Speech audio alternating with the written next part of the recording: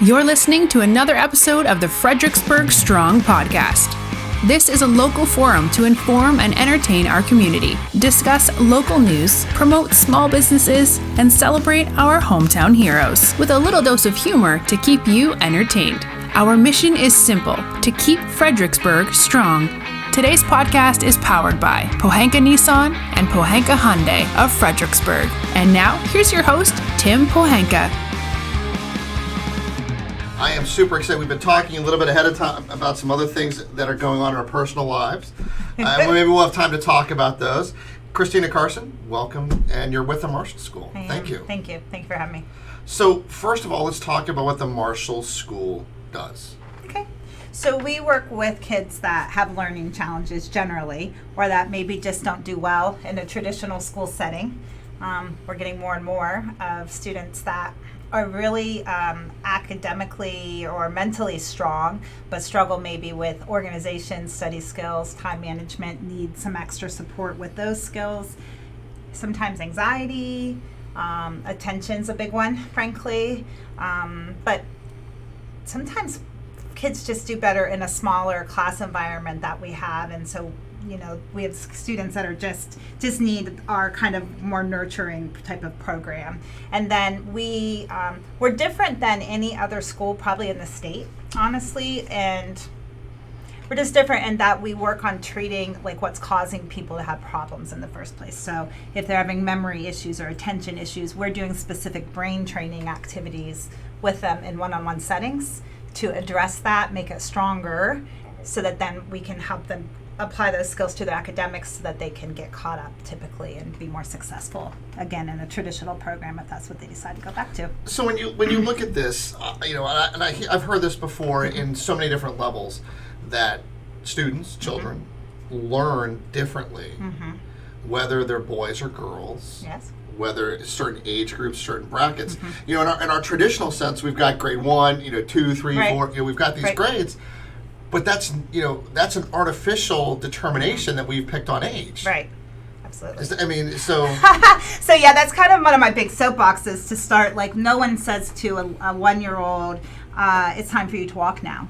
Or, gosh, you're 15 months now, it's time for you to talk. But we say, oh, you're 5, you have to go to kindergarten, right? So yeah, that's definitely an artificial kind of decision of where that happens. And then everyone does develop differently. The nice part, it is in some cases, so we do multi-age classrooms.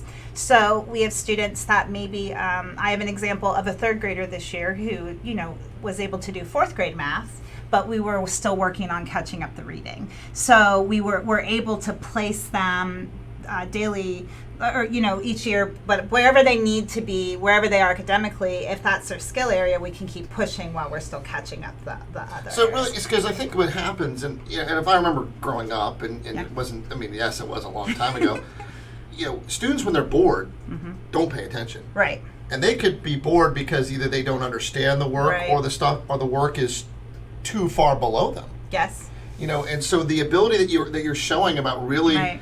placing them in areas where they can excel while supporting areas where they can't Right. is a unique thought process Yeah. that goes on in education. Right.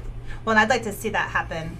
I would love to see that for eventually us to be a thought leader around that, about how can we really meet them where they are and continue to let them grow as they're as quick or as slow as they need to, they're going to get there. So, for example, I have a student, she's a junior, and she's been really struggling to get math for a long time. Public school, 9th grade is algebra. There's kind of no choice. Yeah, these are the norms that we have placed on it. It took her, honestly, we had to backtrack and fill in a ton of foundational pieces, but now all of a sudden, wow, she was able to make up all of that, remediate all of those weaker areas, and really blow through now Algebra 1 with ease and moving into the next level of math. But we can push that, again, we could do it in the time period that works for her. So she can do math instead of, I'm just not good at math. No, you can. You just needed to take a little longer to get it. And now she's amazing and feeling really successful,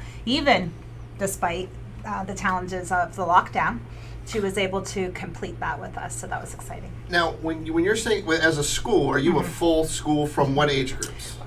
We usually start first grade through 12th grade. Yep. Okay, and it's an accredited. We're working on that. We should have had it this year, but now it'll happen. Well, obviously we've got a little bit. And so once you have that, I mean, that truly makes you a pioneer in these types of things. Yeah, I think so. I think definitely in this area, but because there's no the schools that are in the area that work with kids with special needs.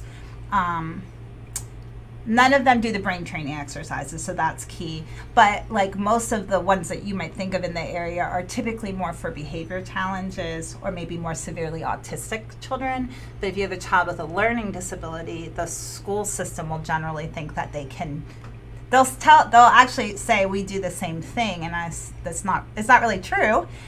We're blessed to be in a country that educates everybody, but their process of how they measure success is going to be how many of their students are passing their SOLs.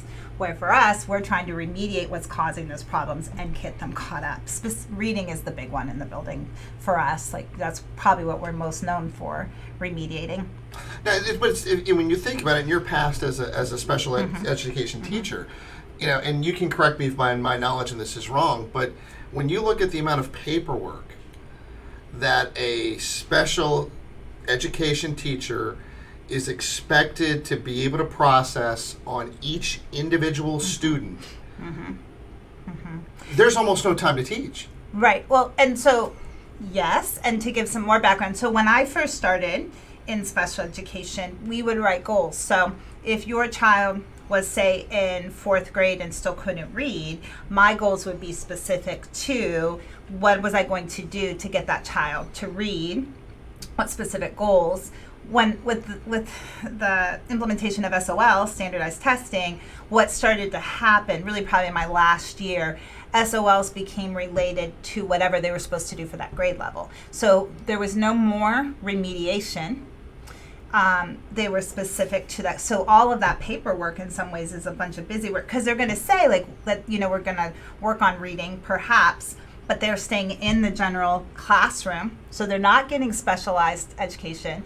They're not. It's just, they'll pull them into a smaller group and work with them in the classroom. But if you have an IEP that says you need individualized special education services and they don't get those services. So that is really frustrating. And but most of the kids will have an accommodation. Maybe their tests are read to them. And so if they a lot of times have good comprehension, they just don't have the skill set to read. So when you read it to them, they're still going to pass it. Yeah. So now their grades look good on their report cards. They're not failing. They're passing their standardized tests, but then they can graduate and not be reading. And sometimes parents are very shocked by that, but I saw that a lot. That's kind of my horror story that I talk about on my website. That hit me so hard when I started teaching middle school special education. But that is a thing that's happening because we have set so many standards. And while the idea behind them makes sense, that we want to have a standard, it always makes sense. How you get these students to these standards is a difficult process. Right. And if I'm not mistaken as well, parents need to advocate to go in to look at these records, to be a part of this process. And if they're not able to do that, it makes it even harder. Right. Well, first of all, if they don't know how to, that's always hard. I learned that, we had a child that was having some struggles that we had, our own personal biological child that we wanted to do testing. And it was very interesting to me sitting across the table as a parent and trying to stop and make sure my husband understood what they were saying because we were going pretty fast in that conversation. And I realized suddenly from being on that side of the table, hey, we got to take a little more time here. When I'm back on the opposite side, I really take a little more time to make sure they understand. I haven't had it in a while, but, I used to get quite a few high schoolers that parents would bring them in and say, but they've had an IEP and they were getting their help, but they're not passing their SOLs. And they need them to graduate. And then, we test them. They were in 10th grade, maybe reading on a 3rd or 4th grade reading level. And it's a shock. Yeah, it was a very big shock. Well, I thought I was doing everything because they had an IEP. So there is that kind of understanding, I think people are getting better. I mean, there's more information on the internet for good and bad, but of, hey, my child needs a specific specialized program to help them maybe catch up, not just continue to it. Because it wasn't working in a classroom in the first place. Why are we going to stay over here with this model when they need this one? So it's funny because I was reading your bio, reading about your what you do, and in order for me to graduate college, Yes. I had to have a foreign language. Okay. Yep. I tried Spanish. Okay. I tried French. Okay. I tried Latin. All for one. Went to one test in Latin. Okay. Decided that wasn't for me. Yes. I didn't know what I was going to do. Okay, I right. couldn't process The language. the way it was being taught. I had to take a test Yes. to show that that how they're teaching foreign language I couldn't grasp. Interesting. And it was, and then I had to take a lot of culture things. So I understand, Okay. that what you're talking about Right. is, I remember myself going after the second year of French in Okay. going, you have to conjugate that? Okay. Okay. Yeah. Yes. What? Yes. It's like, oh, Yeah. and it's, so I understand that from that Right. standpoint. And, Right. and my dad suffered from dyslexia, which, obviously it still goes to the family. Those types of disabilities you can help people through.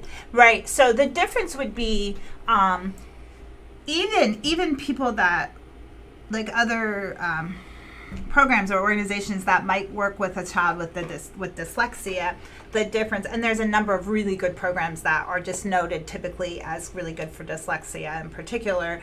But the difference would be, and it's probably on my website too, but we do this analogy of thinking of the leaves and the branches of the tree. Those are the academic areas.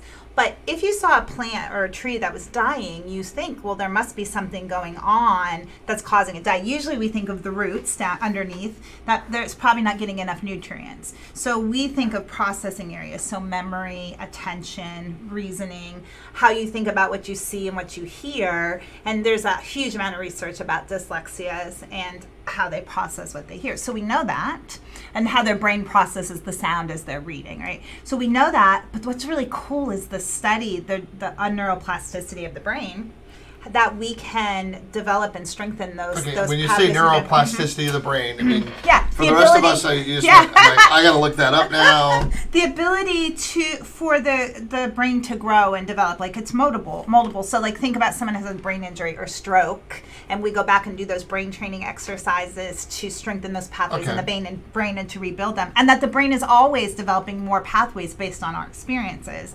So we took that scientific information about the brain and we use that in our programs to work with students to help them. So we do specific brain training activities to train your brain how to process those sounds. Then when we teach the phonics rules, it sticks. So you do this first, then this. Very different.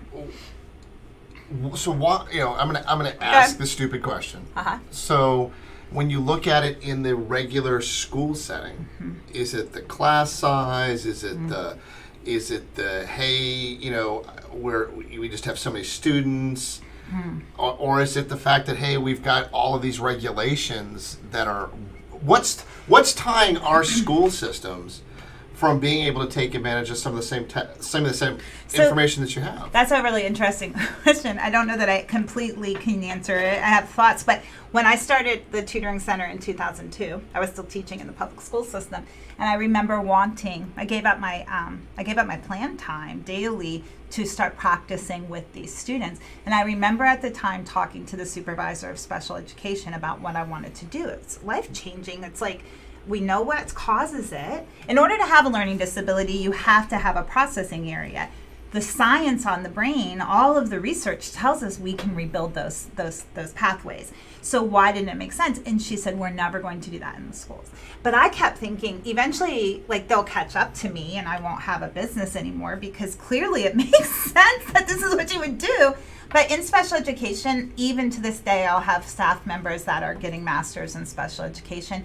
You're not taught that. You're taught how to accommodate and modify. You are not taught to do the brain. There's no connection there yet. I don't know why. And then I would think it's hard. We do predominantly one-on-one exercises with students. So that gets a little harder, obviously, in a bigger school setting.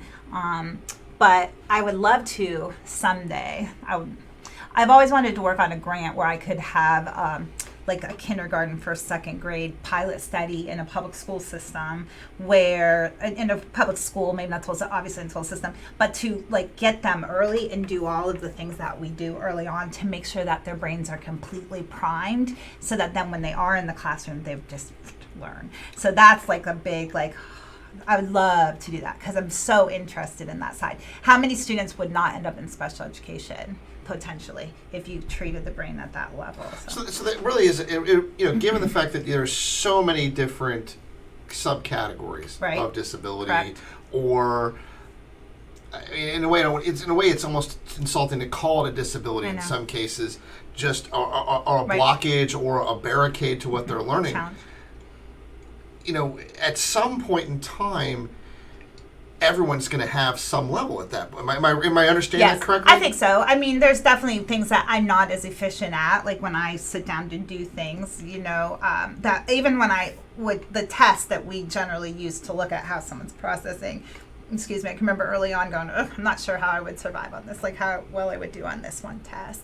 We all have it. The time that it becomes a concern to me is if it's impeding your ability to do what you want to do long term, right? So like if I'm not really good auditorily, how I'm thinking about what I'm hearing, I'll focus on how I'm thinking about what, generally my strengths become how I think about what I see, right? Yeah, you so start writing, you find the way. Most of us can find the way.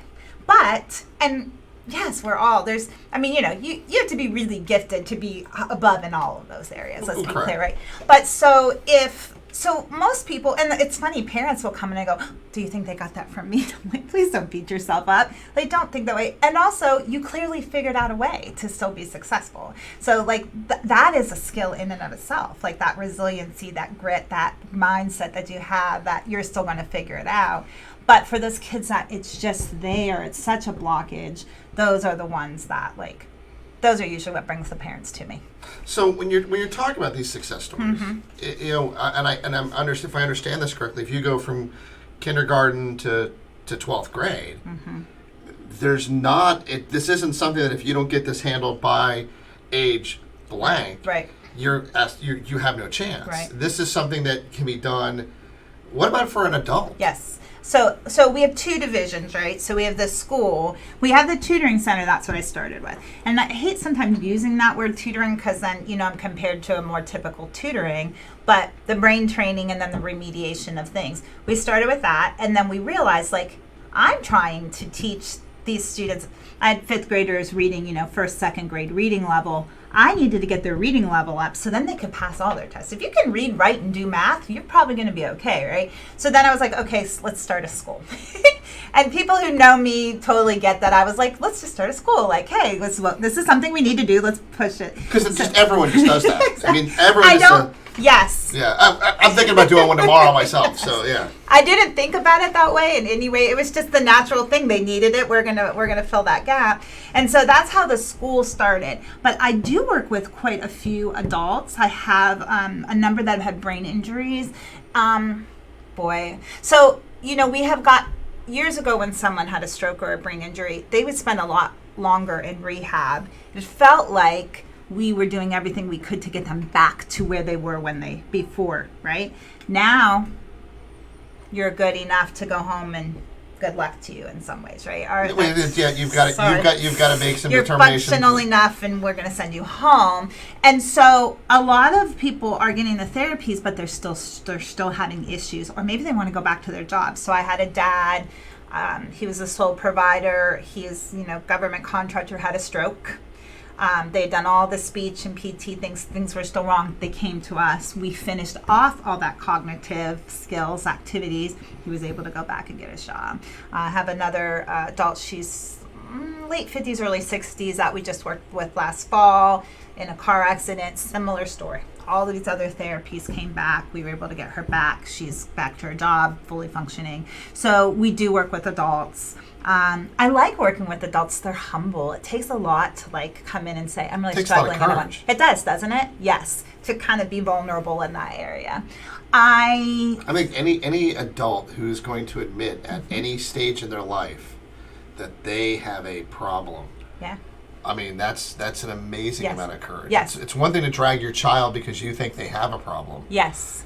But for someone to fully admit it to And another adult, Yes, and to want to get the help. that's Yes. that is true courage. I agree, 100%. So I like working with that population too. And I've had dads that have dyslexia that I had one that he had a good job. I mean, he's, again, the sole provider, engineer, but he wanted to go back for his master's for that, like a promotion that he wanted to get or something. And so he came to us for us to increase that reading. So it's different. And you would think it would take longer sometimes with adults, but usually their motivation, their ability to practice the things we're teaching them, the brain training exercises, that they tend to move a lot faster than you would think. And then at some point, so it's always better. My ideal students generally, like, as far as before the brain is really kind of solidifying, right before you hit puberty, when you hit puberty, your brain starts to it gets rid of the stuff that you're not using all the time. So if I'm throwing a baseball all the time, my brain starts making an efficient pathway over and over again to make that more efficient, easier. But if I'm not using that pathway a lot, my brain will prune that out. So whatever I'm using daily, it gets really efficient. So I tend to get a little more panicked if I'm getting someone that's coming up on puberty that isn't reading yet, because I know, okay, I got to hurry up and get these pathways going to get them a little stronger so the brain doesn't start. We can still go back and make those pathways, but obviously it's great when I get them a little younger. And our average person in 40 hours usually gains about 2 years in reading. So we have tremendous results. 40 hours is not that long of a time period to get 2 years growth in reading. So it's because we're doing all the brain training things first. So it's funny. It's almost like you're when you're talking about that, when you're talking these pathways, I immediately get a picture of putting together IKEA furniture. Okay. Oh, goodness gracious. Okay. The first time you put it together, you have no idea what's going on. It's that second, third, and fourth yes. one. You're like, oh, I can do this.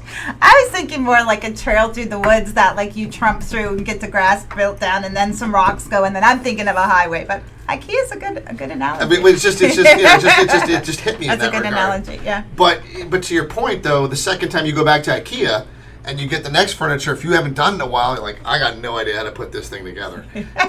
So yes, and I don't know what it is. I put together so much IKEA furniture every time I go in. It's like it's the first time I've ever had to do it, and I don't understand. And it's like these instructions. What are these? I don't know what they are. Oh my goodness, yes, I agree about those instructions. So if everyone has a chance to redevelop these paths, and I think you're talking about brain injuries as an excellent example, that it is an injury or it is an obstacle, but it can go around.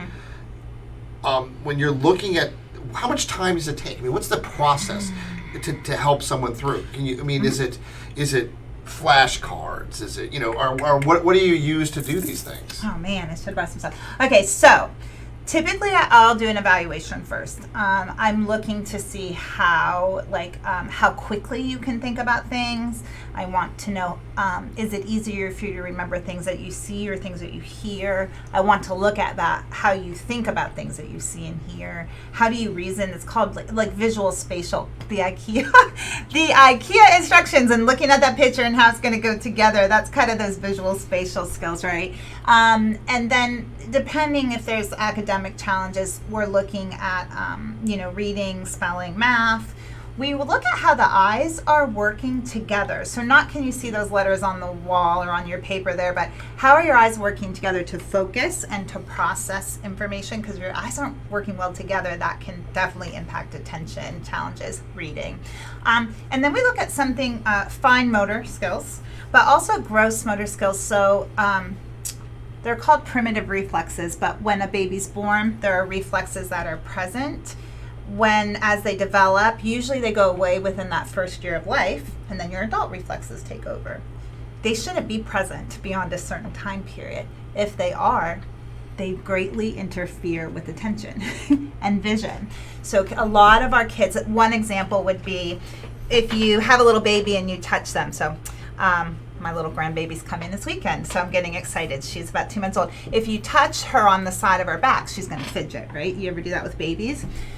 A lot of my students with attention challenges have this reflex. So when they sit with their back up against the chair, it activates it. So they get squirmy. Yes. So it's so funny. You get them down and you check them, and they like move all over, and you're like, oh, hey. So then we do specific exercises. So when we think that someone's fidgety or the all of these things, it's really just a sign that something hasn't clicked yet. Correct. So we do specific. So in order to treat that specific reflex, kids would lay on the floor, or adults lay on the floor, and we have them do angels in the snow. Sounds so crazy, doesn't it? But you're forcing them, like they've got their back up against the floor and they're going through this motion, and it helps to get rid of this reflex, which then helps them better. And you're sitting there going, oh my God, are you kidding me? I guess I'm thinking, yeah. The thing about the computer doesn't work. You hit it, and then you reboot it, and then then what do you know? So what was it? I don't know what it was. I just had to reset it. Yeah. And so you're so in some ways it sounds like you're really resetting. As best we can. And so then, like, those would be exercises that they're doing at home. So you know how another one. Have you ever seen? They're like words that are written in different colored print. So it might say blue, but it's in red ink. Mm-hmm. Have you ever seen that exercise? Well, that's selective and divided attention. I see the word blue, but it's written in red ink. So sometimes we'll have the students just say the name of read the words, but sometimes we ask them to tell us the color of the ink, right? But your brain wants to read blue, but you have to ignore that and say red. So that's I'm selecting. That's selective attention. I have to choose what I'm paying attention to in that moment. So in the classroom, such and such is back here making noise, and I really want to turn around to see what they're doing, but I'm going to choose and select to stay with my teacher. So when we're doing this fun exercise of what color is that ink in, we're actually training that part of the brain to be able to select what they're paying attention to. So it's that type of brain training exercises. It's not really flashcards. It's games. And then typically we'll say, congratulations, you passed that level. Now you get to go to the harder level, which is funny, but you're leveling it. So you're always finding the level at which it's challenging but not too frustrating, so that the brain kind of gets that opportunity to grow. And then you have to say, okay, how is this activity going to help you in the classroom? Because it seems like I'm just asking you to read these random colors, but actually I have this plan of what this is how it's going to help you in the classroom. So what's the typical time frame to address some of these concerns? So depends on age. Okay, so when I test, then I write the evaluation. I'm looking at about, how far are we below or above in processing. Because if you have some most people have some things that are above, and that's going to help us. We're going to use those skills to pull these lower skills up. Usually processing type skills is around 30 hours of sessions with us, maybe. Okay. We usually see students around 20 hours, and then we retest. Like, that's part of the cost. They don't pay for a second test. And then we refine our goals. So let's say that, someone has 4 processing areas and they're reading like 3 years below grade level. I would usually say that's probably about 60 hours of time with us. So we're going to address the processing. So the first 20 hours is mostly processing and a little bit of reading. We retest. Typically, a lot of this processing is better. And so now we're doing a little bit of processing and more reading, and then and then we catch it up. So, yeah, I would say if we've got that many processing areas, some of the reflexes and the reading, we're probably about 60 hours at a time. If it's just processing, 30. But this isn't something that can be handled. Okay, I'm just going to spend the next 60 hours doing this. There's it's not a 60-hour stretch. It's a build-up over time. Right. Yes. Right. So, but we have. Remember, I said we really probably are the only school and the only tutoring center that does all of what we do in one space, right? So I have families out in the summertime will travel 2 hours one way to come to us. So when that happens, we will usually see them, a couple of hours each time.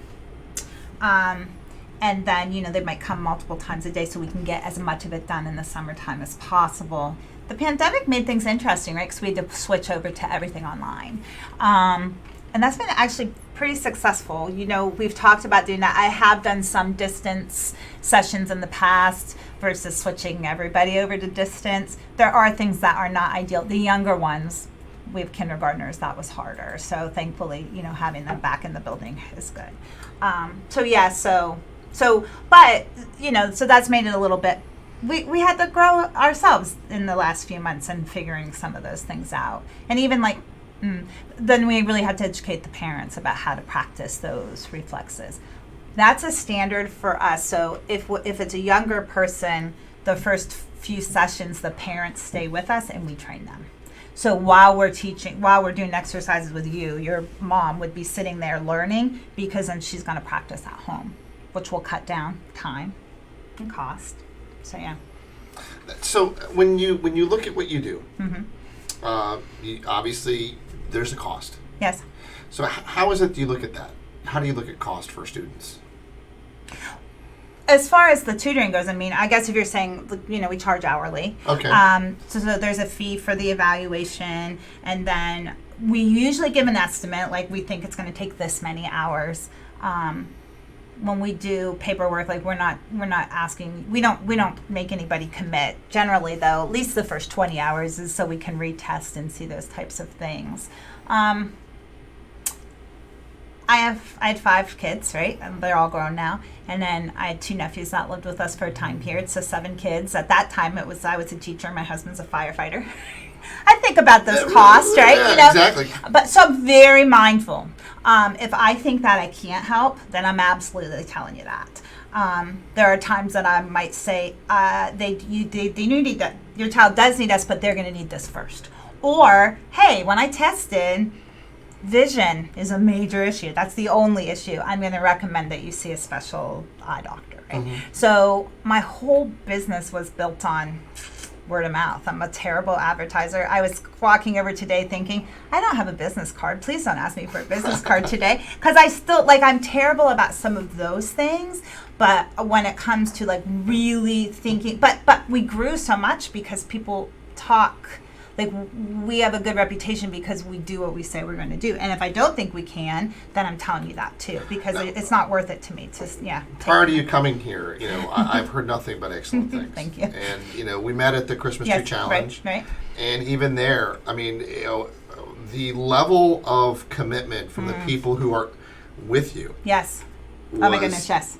Incredible. Mm-hmm. So when you say word of mouth, right. There are 2 groups that we have worked with in our past that have a following, a ravenous following. I'd say better than the Bears, than the Bears fan base. Yes. If you don't know, her son is a safety for the Chicago Bears. Yeah. And your level of dedication from the people who support your school, right? Oh yeah. Exceeded everyone, and April. Yes. And April does a great job, and people love her, and she's a social media warrior. Yeah. You blew the doors off of what they were able to do, because that goes to show the impact that you're making in a community. So when you're looking at the school portion of it, is it similar to a regular private school where tuition goes in here? This is what our costs are. Yes, we're. So I tend to still come from that teacher mindset. So owning a business took me a while to figure out, right? Because as a teacher, your clients aren't coming in to pay you. So there was a massive learning curve, and my heart is to help people, right? But you have to pay your other people and all my bills. So there's a cost, but the average school that does what we do is somewhere between $50,000 and $60,000 a year. We're around $15,000, give or take. Which is very similar to what a private school would be. Unbelievably reasonable compared to, and when you look at all of the things that they're getting. Now, we don't have a big, beautiful building, and I'm going to put a yet on there. I have that vision. I stayed small for a while. I like being a tiny little school, and sometimes, being bigger it brings another set of things, problems or issues of growing. So 2 years ago, we moved from our location. We're in an old Miniland building, so it's a perfect space for us to have time to continue to develop and grow. And then hopefully in the next couple of years we'll have a bigger space. I'm a farm girl originally from Pennsylvania, and I would love to have some, that kind of environment for our students in addition to the educational part. But I'm very much about, like, our students have to do, their responsible work, a family and a community. So helping with chores around the school and, all of those pieces. I just think there's a lot of really wonderful life skills that can be taught around that life skill. Yeah. It's funny. It's funny you should say that. Is I was listening to, and I know it's going to be somewhat controversial when I say this, but I'm going to say it anyway because it's unique how you said that. I listened to a presentation given by Newt Gingrich. Okay. And he was talking about schools and work ethic and child labor and how all of these things work together. Mm-hmm. And one of the comments that he made is, and if people don't know who, other than knowing him as a conservative politician, right. He's actually a teacher. Okay, I did not know that. Okay. He is a history teacher, okay. So he is an educator. Yes. He said, he said, I've always thought we should actually pay them to take care of the school. So, yes, you have janitors, but if the students themselves and the parents are responsible for the upkeep of the school, how much more pride will they take in what's being done? Yes. And like him or not, however you want to look at it, that pride of this is who I am, this is what I've done is a huge opportunity. And knowing how to go home and whether it's vacuum or dusting or helping with the dishes, sweeping, mopping, windows. Yeah. I mean, there's just a lot of life skills. And then, yes, the fact that we are all members of this school community, our family, right? And so this is just what we do. Yeah. And so I think there's just so much there for kids to. We have a comment right here. Okay. Janice. Okay. Lucci, I think is the last name. Christina and the Marshall School are amazing. Thank you, Janice. See, look at that, and now you're, and thanks, Janice. And these are, and this is only on my Facebook feed right now. Yes, so imagine, that these are people who, they're on my friends, and I'm not very friendly. So people, there you go. When you start to go down the road with this, and you said you've got a dream of a bigger building and all of these things that go on, after accreditation starts, you do a pretty good job raising money. Yes, all right, yeah. But it becomes a full-time job. Yeah.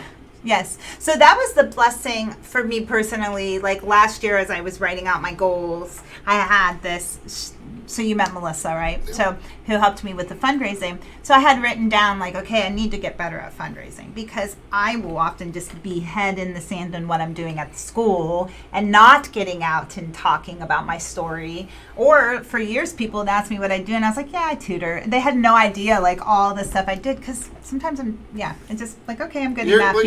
I'm busy with what I'm doing here.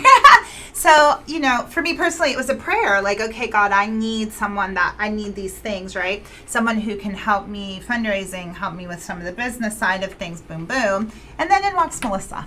And it was the funniest thing. Like, she came in for me to test her son. And then just amazing, like, the ability to bring her on as part of our team. I mean, she changed my life. Like, just even allowing, I've never fundraised. We have the nonprofit, but I hadn't really been doing that. And she believes in what I do. And so she'll go out there and she's a social warrior. She is engaged. And that's so important. When we start to look, we've talked to nonprofits, we've talked to organizations, and when you look at them and you look at where they are and how they get there, you have a vision. Right, and by the way, I do believe that teachers are the best salespeople on the planet. Thank you. I employ salespeople, but anybody who can teach education, for as many hours in the day that they can to a human, is amazing to me. I learned that I had a teacher in high school, and he goes, we were talking about education. He goes, Tim,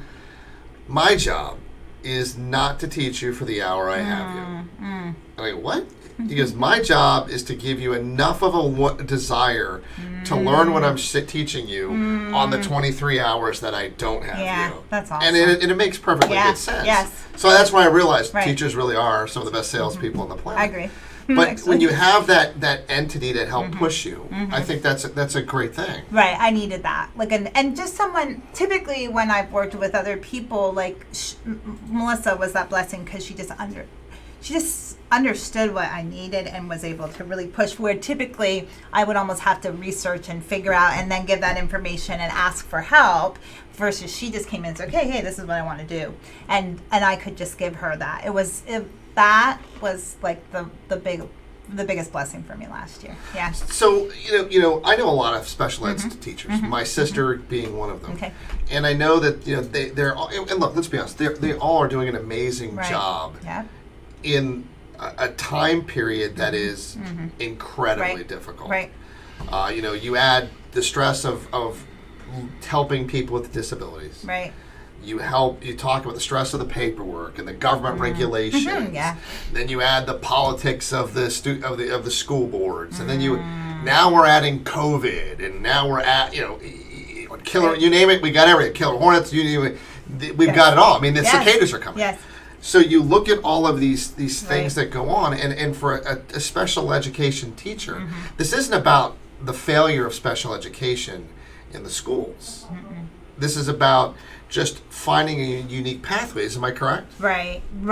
And really, I don't ever fault a special education teacher. Like, we're literally doing the best we can do most days with what we have. And then typically you're spending hours and hours at home trying to figure out, it's what else it's you can almost do a to help 24-hour a day a week job. Absolutely. So that part, never a fault to them ever. And a lot of us leave. What is the because attrition rate? Oh gosh, I have no idea. But I know just in particular, I'm thinking of one that's still on the front lines basically, and I'm watching her and she's messaging me, "Hey, I really want to think. I've been thinking about this. Would you have some time to talk to me?" Or I'm thinking, I might want to start this. And I'm like, yep, the really good ones will usually, because it's not efficient typically what's happening in the setting. So It's funny you should say that, because one of my friends came to me with a business plan that she wanted to put together, and I tried to help her with some of that, about a mobile e-learning center, and she got some stuff done, and unfortunately it didn't take off the way she had hoped it is. But I think the part that I get encouraged about is, of all the teachers that I've met in your field, right. yes, you may have an attrition rate, but if the people who are in it are not constantly engaged in what they want to do, and the belief that they have, and innovating, we're always innovating. It's truly the thing. I guess my message back out is based on talking to you and talking to them. Is parents have a responsibility to advocate for their children, to be engaged in what goes on, to help them learn those skills that can help their children go outside of just the 1 hour or the 2 hours or whatever the time that they're with that teacher. Right. Yeah, that's right. Absolutely. But, and then I think on my behalf is like helping a lot of times those parents figure it out too. So like if your child had testing, a lot of times you get tested and they say, okay, your child has blank. Here's your evaluation. Good luck. Yeah. And maybe they give some suggestions of things to do, but now as a parent, you're having to figure out, where do I go next? Whereas sometimes parents just coming in and allowing me to review what's happened and then make some of those decisions, helping them figure out like, okay, yeah, we can do this, and this, but this is the first priority. Like, that's a major gift for a lot of families to have, because they just don't know what to do. And it's not that they wouldn't do it, they just don't even know. And I mean, most of my parents that have a special, a child that struggles in some way, I mean, my goodness, they're researching and finding out, half the time coming back and asking the school to help with some of those things, and the school might not, or they'll say they can't do that in that setting or whatever, which is frustrating. But so I think it's a combo of the two. It's that back and forth. It's a partnership. Well, we've gone just over 40 minutes. Oh wow, didn't even seem like that, did it? I know, it's definitely seeming it's coming. And I know you're busy and you've got things to do. Is there any parting thoughts you'd want to leave with everybody about the school? I mean, typically, if you really are concerned on either side, it's always an evaluation. I would say that's like always the first step, to just know, is there something going on? If so, what is it? And then how are you going to make it better? And then having that discussion of, is it better Like, would your child be better served staying where they are, but doing some of the one-on-one brain training things it's all in the same building, but it's just whichever way we're seeing that child. Or would they benefit from being in our school setting where they're getting a full day's program, reading all of their electives? We have music, we have art, all computer, all of the, we had Spanish, culinary arts, so all of those types of things that they're still getting, and they're getting their one-on-one every day. So parents aren't having to leave from the school and then go do all of those therapies after school when everyone's tired. You can still have a chance to have a life. Do those things. So yeah. I couldn't be any more excited about the work you do. Thanks, I couldn't be more impressed with how well you've changed our community. Thank you. Your team, again, if you just look at the comments that we've gotten from what your team does and how people feel about you, thank you. Thanks. Thank you for what you do. Have a good rest of your day. And I will say, the Marshall School, your website is? themarshallschool.org. Marshallschool.org. Go on there, learn their story, learn what they do. If you've got questions about your own child or yourself, reach out to them. I mean, it's an amazing resource, and obviously we spent 40 minutes talking. You know the dedication that you have, and how many faculty do you have? I have 14 staff members. 14. I mean, we're not. So it's not just a. You said it's in a mini land. It's not a mini. No, we're getting there. It's a, but there's a lot of smaller settings, right? Yeah, but I think that's important. I mean, it's smaller class sizes. Right. It's individual attention. Right. Thank you. And for anyone who's got a disability, keep in mind it doesn't stop you. Right. No, my goodness, no. It's a superpower. You just have to know how to tap into it. Correct. Absolutely. So, thank you all very much, and we'll see you again on Fredericksburg Strong. Thanks for listening to the Fredericksburg Strong podcast. Be sure to visit fredericksburgstrong.com to join the conversation, access the show notes, and discover our fantastic bonus content, as well as submit a request for you or your organization to appear on one of our future episodes. See you next time with another exciting episode of Fredericksburg Strong.